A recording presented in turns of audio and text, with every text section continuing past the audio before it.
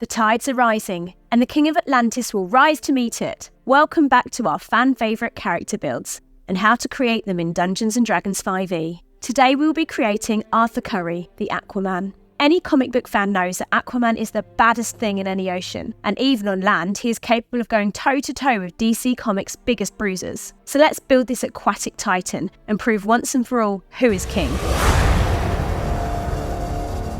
Born to a human father and Atlantean mother, Arthur Curry is the bridge between the surface world and Atlantis. The rightful heir to his mother's throne, Arthur has had to fight a non-stop war on every possible front. From assassination attempts to global threats and even just everyday prejudice, Arthur can't seem to catch a break when it comes to enjoying a moment of peace.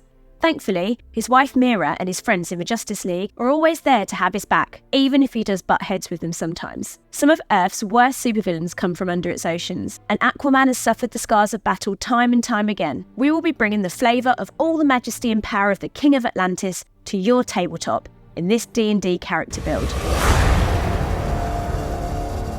For race, there's not a lot of options for this Atlantean. We could be really boring and go with our bog-standard human if we wanted to represent the more human side of Arthur Curry. Instead though, we'll be looking into some supplemental materials for this build. In Aquaman's case, we'll be going with the Triton. This race was practically made for an Aquaman character, and I don't know a better way to get all of that awesome Aquaman flavour in a D&D character build without it. Here is what it does for Arthur. Ability score increase. We'll be getting an interesting array of bonuses, a +1 to strength, constitution and charisma. Languages. In addition to common, we can speak primordial and reflavour it as Atlantean. Swim speed. For most players' characters, swimming is a chore that takes up twice your movement and twice your time. Not for Aquaman, you get a swim speed of 30 feet, making you twice as fast in the water as any of your friends. Amphibious. Breathing both air and water is an absolute basic Aquaman power. It would be pretty humiliating if you built a character all around aquatic combat and then ended up drowning. Control air and water. Aquaman isn't as much of a mystic as his wife is, but he is still attuned to the sea, capable of making it to do his bidding. Manipulating water particles into fog cloud, whipping mist into gusts of air, and even shielding himself with a wall of water are all child's play for the king of the seven seas.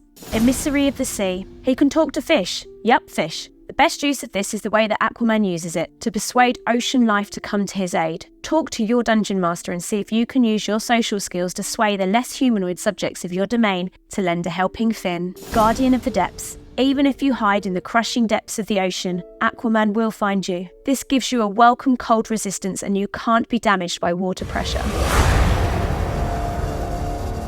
We have to admit that Jason Momoa is an awesome Aquaman. While we will struggle to get that stagger Superman with punch power level, we can still get the flavour. Here's how I'd use a standard 27-point buy. Strength. Aquaman is one tough son of a gun. Like I mentioned above, a blow from Aquaman is quite capable of knocking down even Kryptonians. And he needs that raw strength to wield that mighty trident. Dexterity. While he is very fast, especially in the ocean, Aquaman isn't notably more agile than his other super friends. Constitution. Aquaman is built to take a beating, so we need to have at least +2 in our HP every level. Intelligence. Aquaman isn't dumb, but like many of our other builds, he's not a noted scholar or intellectual. He's smart enough to do just what he needs to do. On the other hand, he does need a bit of wisdom to make the best decisions. He is a king, after all. The fate of Atlantis rides upon his command. Aquaman is a king. Having a regal presence is something he has cultivated, and although he isn't a terrifying or imposing figure, his quiet confidence has earned him the loyalty of many Atlanteans. Aquaman grew up on the water, being raised by his father, a lighthouse keeper. This meant that not only were his natural abilities easily discovered and encouraged, but he also gained the knowledge of the seas as well. For this reason, I think the sailor background suits Aquaman the most. Skill proficiency. Athletics makes sense for Aquaman as he does a lot of swimming. If you need to fight high tides, this will come in handy. Perception is always a welcome skill and one that's fairly thematic as Arthur is able to pinpoint enemies in the murky depths. Tool proficiency. Navigators' tools and water vehicles go hand in hand. If for some reason Arthur needs to stay atop of the water instead of under it, his party members can rely on him to get them where they're going. Ship's passage. There aren't many sailors that don't know and respect the name of Aquaman. If the League needs to commandeer a vessel, they'll find many willing volunteers. This was a little tricky, as my first thought was to go with a few levels in Fighter, coupled with the Unearthed Arcana, Sea Sorcerer. And you totally can if you want to. However, I think I'll be building this Aquaman as a paladin/sorcerer multiclass. Now you can totally go with the variant human, Oath of Devotion paladin and Storm sorcerer build, but if your table allows it, try the Oath of the Crown paladin at 13 levels coupled with Storm sorcerer at 7 levels. Arthur is a king, trained with his Atlantean armour, his mighty trident of Poseidon, and is flexing a lot of his ocean-themed abilities that complement his combat ability. Weapons and armour proficiency. Starting with Paladin nets us all the armour proficiencies, and you can flavour plate his iconic orange Atlantean fish scale armour. Let's talk about tridents for a second. In D&D they suck pretty hard. You might want to wield a tri-plumed glaive instead. Aesthetically similar but much better mechanically. There is one notable exception, Wave, the legendary trident. Please feel free to pester your dungeon master for this weapon or at least quest to earn it one day, as it's a perfect complement to Aquaman. Saving throw proficiency. We'll be getting Wisdom and Charisma. Wisdom is excellent as always and thematic as a representation of the will of Atlantis King. Charisma matters for when some pesky land-dwelling wizards want to banish you back into the plane of water. Skill, proficiency. What king would be found without persuasion as a skill? Go ahead and select that for when you need to bend the ear of people behind your edicts. Insight is also a skill that Arthur has earned the hard way, having been betrayed many times in the past. He's gotten better at determining whose motives are sketchy. Divine sense. Talk with your dungeon master and maybe see about flavouring this as a preternatural sense that is connected to your bond with the natural world, letting you know if something alien is nearby. Lay on hands. Water has always been an element of renewal. Fighting style. Take great weapon fighting if you're going to be using that good old tri-bladed glaive. Pole weapons work great with this feature. Spellcasting. We'll get into some fun abilities that will round out Aquaman's kit later in this video. Divine Smite. With the gleam of sunlight bouncing off your mighty trident and golden fish scale armour, channel this wrath of the 7 seas into your blows. Champion Challenge. If you want to enter Aquaman's house and wreak havoc, then face him in single combat. Your challenge makes it hard for enemies to focus on your subjects, inviting them instead to take a crack at you. Tide. Besides being a hilarious pun, this variant of Channel Divinity gives the feeling of military leader rallying his forces in battle. Divine Health. Diseases are for the weak. You have no time for the sniffles when all of the oceans requires your attention. Extra attack. No explanation needed. Whack 'em twice. Aura of protection. When Aquaman is among his friends, his very presence inspires them, making it harder to afflict them with negative effects.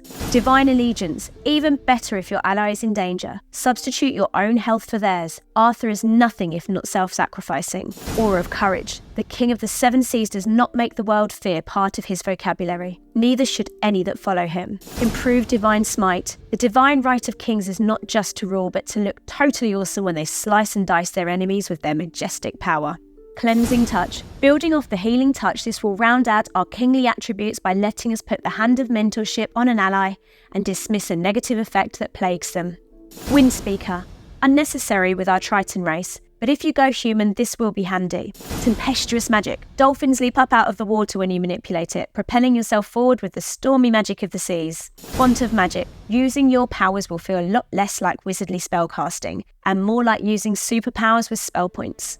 Meta magic. I would take heightened spell and empowered spell. Aquaman's hydrokinesis is limited, but when he needs to bring the fury of the ocean to bear, it is a sight to behold. Part of the storm. Resistance to thunder and lightning damage is awesome, and Arthur has spent much of his time in tempests and fighting electric-themed villains. Stands to reason he would have some thick skin where the elements are concerned. Also challenging some of that lightning through your trident and shocking the enemy is a bonus. Storm Guide. The ocean, its weather, and the water all around you are yours to command. Use your power wisely, O King.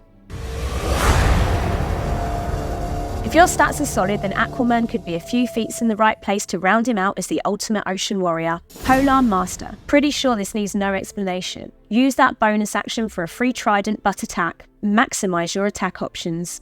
Alert. A king is always in danger from some angles, so it makes sense for Aquaman to have his head on a swivel, or he'd soon find it on a pike. Inspiring leader. Aquaman is an inspiring figure, a mentor to young heroes like Brother Aqualad, and a veteran founder of the Justice League. When he speaks, people listen and take heed. Warcaster. Master of both the stormy seas and the wielder of Poseidon's trident, Aquaman is the total package.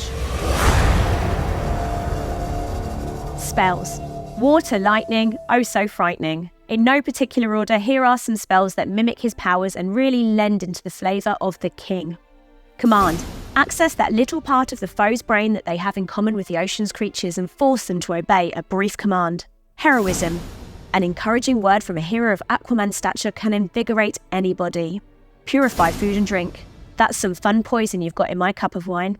It'd be a shame if I separated the molecules of poison from the wine, because liquid. Elemental weapon. Gather the freezing depths of ravine water or the potent crackle of sea storm lightning to imbue your weapon with power. Spirit guardians. You can flavour this as Atlantean artillery, airstriking an enemy for the sake of their regent. Find greater steed? Cheesy, yup. Classic? Yup. Find water. Along with lightning, law and ray of frost, it's a good foundation of elemental power to unleash any time. Fly. Aquaman can fly, but he doesn't always get the chance to.